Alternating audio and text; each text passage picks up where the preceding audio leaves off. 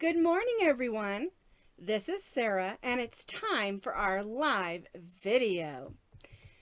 Now, just in case you don't know, every Tuesday we try to have a live video at 9:30 a.m. Mountain Time.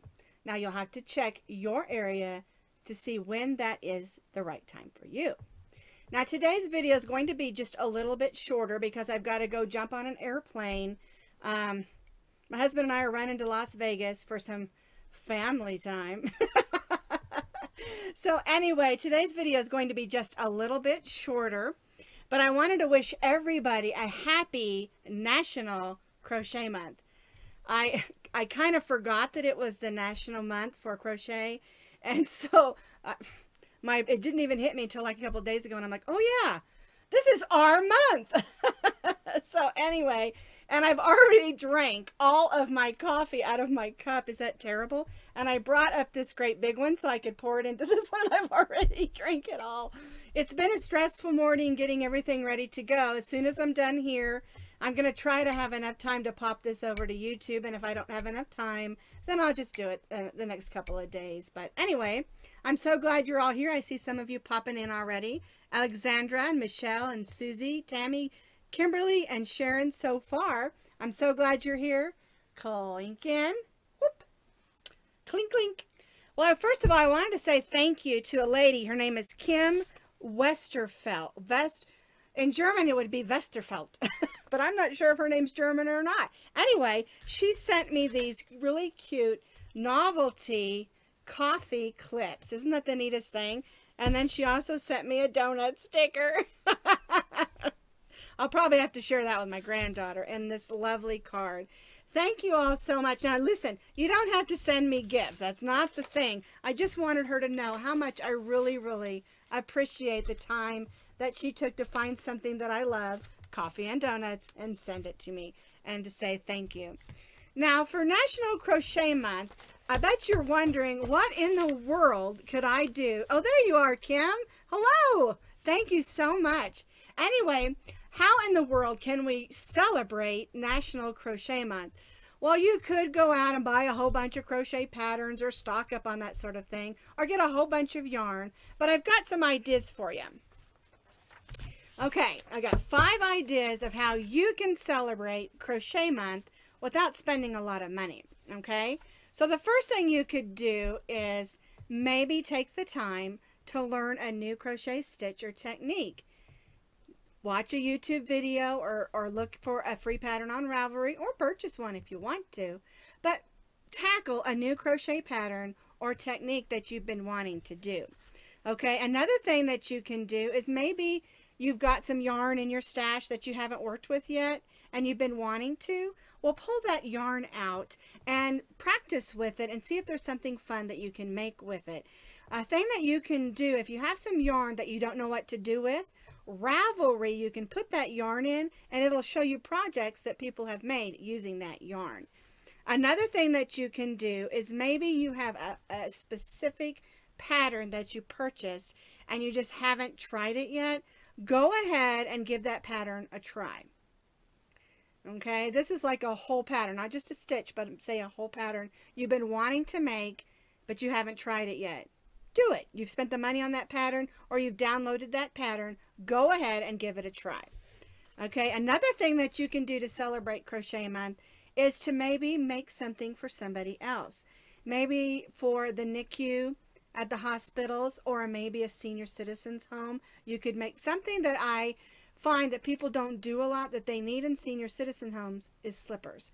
Every year our church puts together a great big gift box for senior citizens in the area, and they take them to the senior citizen homes. And one of the things they always request are slippers. Lap gowns are great. They do love those, especially those who are in wheelchairs, because they're just big enough to fit. But the slippers, for some reason, is the thing. So anyway, that's another thing. And then the last thing on this list is pull your crochet out in public. And when somebody comes by and says, "What are you knitting?" you can educate them that it's crochet and start a conversation and maybe bless or brighten up somebody's day. So there's 5 things that you can do to celebrate National Crochet Month. Now, I had a question this week. Actually, I get it every year. And I'm sure you've seen the picture going around like this, where they take all their scraps that you have left and you put them out in your yard for birds to use for nesting.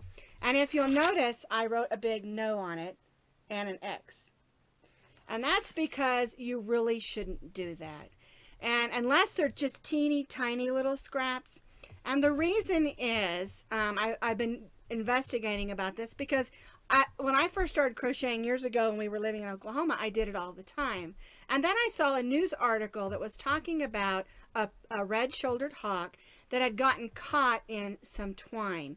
And it got caught in their wing and it was unable to fly. And I also read a story about little tiny finches that get these things caught around their neck and around their feet. And it cuts off bird circulation.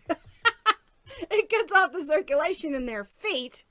And they can lose a foot or a wing. And they can also die if it gets caught around their neck.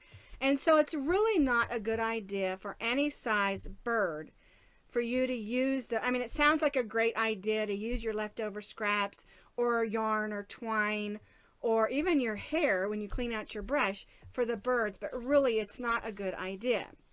Okay. Another thing is that other animals like squirrels and chipmunks and even your dogs and cats can get those pieces of yarn, and sometimes they eat them because animals are all about scent. And if they smell that and they think it smells like something they're used to having in their mouth, say you touched something like a cookie or I don't know what, and it smells like that on your hands, and then you put it out there, the scent is on the yarn, and then they might swallow it. And those small pieces of yarn can get caught in their tummies and in their intestines and in their bowels and cause really bad issues. So let's not put our yarn scraps out there. So what do we do with them?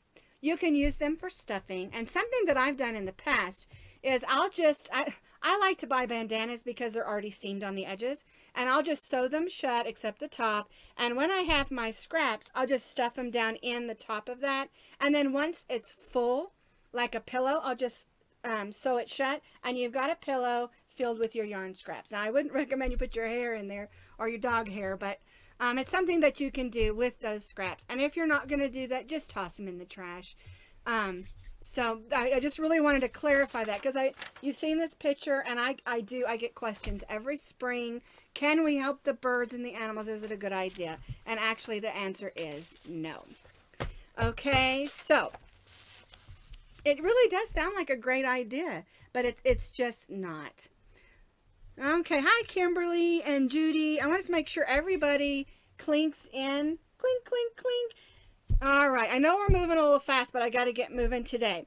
All right, let's talk about what's new this week at Posh Pooch Designs. Yesterday, I did lesson number 5 in our Back to Crochet basic lessons. And the project that we made was this little Easter basket. Super fun. And you can use it for other things too. Your measuring tapes fit perfect in there. And a lot of times I'll take my needles that I'm using. Oh, I should have grabbed one. And I'll just hook it right through the side of the thing. Put my measuring tape inside. A couple of buttons. And it's nice to have just a little thing sitting there with your stuff. Now, when I do the lessons, the Back to Crochet basic lessons, when you click on them, I had a question today because she was confused. What I do is I begin with telling you what you need for the lesson, and then I teach a little bit of a lesson. And then we do, in the second half of the video, we do a project to practice what we did in that lesson. Okay, so that's how the Back to Crochet basic lessons work. And we did number 5 yesterday, which was double crochet in the round. We did a single crochet on the top, and the handle is chain. So we really did a lot of things that we learned in lessons 1 through 5 in that lesson. All right, now the other 2 patterns that we did this last week was, this one is our Rainbow Baby Bunny Lovey. And I just love it. And the truth is, the blanket is made, if you've ever done my Puppy Lovey, the blanket is made the same. The only difference is we don't change colors if you've done that one. And then the head and the hands are similar. And then the ears, you can see I just use different colors to make it fun. It's a great Easter project. It's also a great gift if you have someone that's having a rainbow baby. And if you're not sure what a rainbow baby is, it's where couples have lost maybe a baby or two, and they're just struggling, and they finally get to have that blessed baby, and they're so happy, and that baby is called a rainbow baby. And this is a great gift for a rainbow baby or any baby or toddler, because it's a nice size for them to take along with them. Alrighty, so it's also great for Easter because that's why I did it in a bunny.